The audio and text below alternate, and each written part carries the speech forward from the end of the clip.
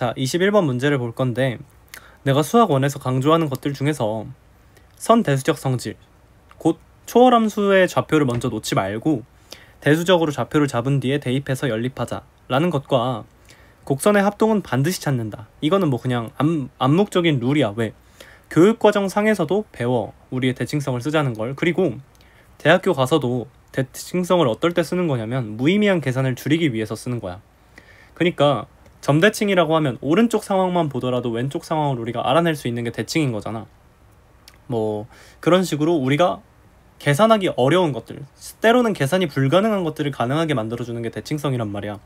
그래서 대칭성은 하나의 출제 요소야. 그러니까 우리 수능을 내는 교수님들이 관심을 가지고 있는 하나의 그 주제, 토픽이라는 거야.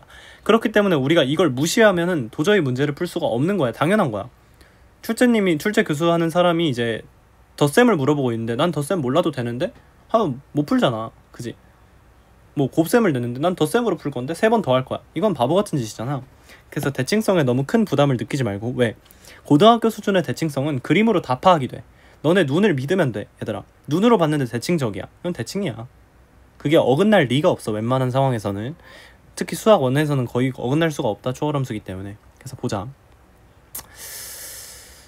이 문제 같은 경우에는 자, 대칭성을 언제 찾는 건지부터 설명을 해줄게. 밑이라고 하지. 밑. 로그 함수와 지수 함수의 밑이 지금 A로 같지.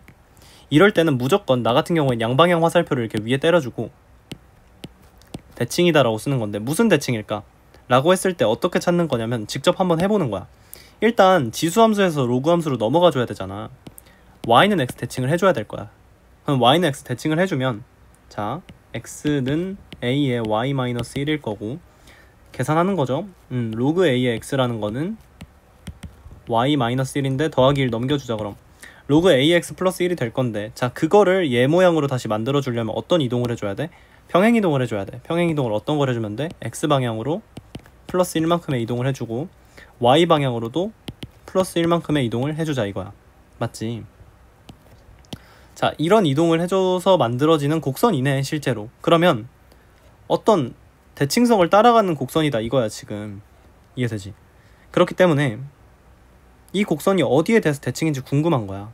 근데 사실 우리가 대학교 수준까지 올라가 주면은 이런 이동들을 토대로 어떤 대칭인지를 밝힐 수 있는데 너네는 복잡하잖아.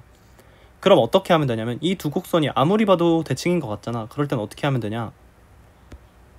이렇게 하면 돼. 정점을 먼저 찾아. 정점이 뭐야? 저 A, 밑의 변화에 관계없이 항상 지나가는 점 이라고 한다면 지금 1,1일 거야. 맞지? 얘는 2,0이 돼줄 거야.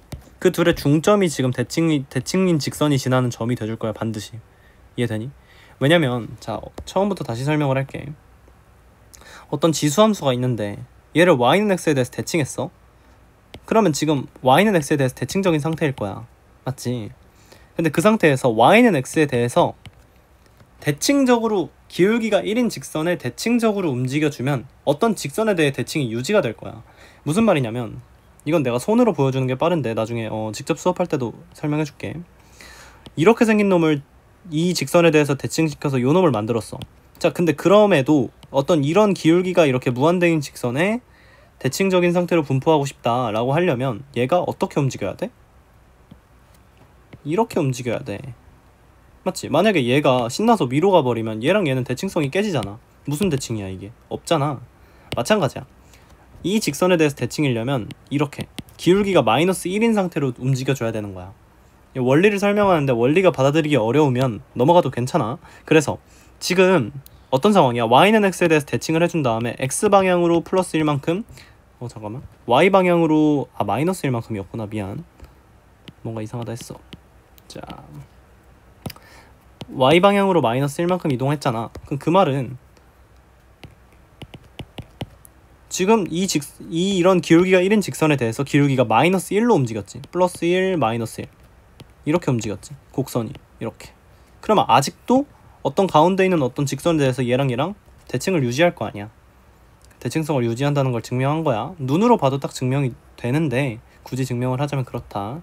그래서 그럴 때는 어떻게 하면 된다? 두 정점을 조사해. 그 다음에 둘의 중점이 몇일까? 지금 2분의 3, 2분의 1이 될 거고, 그 점을 지나는 기울기가 1인 직선의 대칭일 거야. 아직도 이해되니 이거? y는 x를 잡아준 다음에 2분의 3, 2분의 1 지나야 되는데 빼기 1 해주면 맞겠다. 그지? 아, 그럼 이 직선에 대해 대칭이구나를 알 수 있어. 여기까지 됐지? 그 다음에 사실 이 정도는 외워야 돼. 왜냐면